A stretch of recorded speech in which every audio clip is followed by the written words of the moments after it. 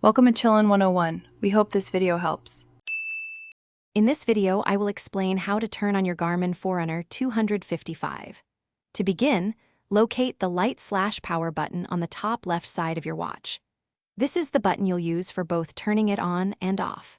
Simply press and hold this button for about 2 seconds.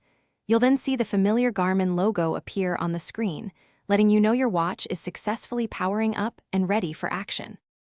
Once your Forerunner 255 is on, you'll likely be prompted to select your language. Use the up and down buttons on the left side to navigate through the options, and then press the start/stop button on the top right to confirm your choice.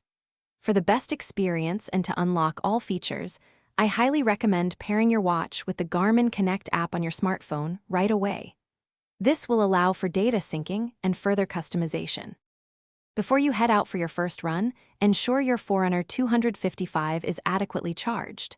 The charging port is located on the back of the watch. Simply align and connect the charging clip firmly. Then, plug the USB end into any standard USB power source, like a computer or a wall adapter.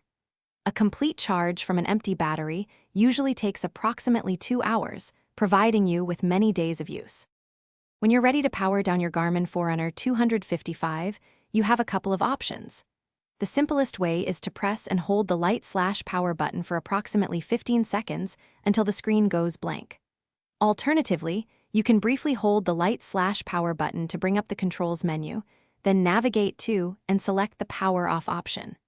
This ensures your watch is completely off, conserving battery life. Thanks for watching. Consider subscribing if we helped you.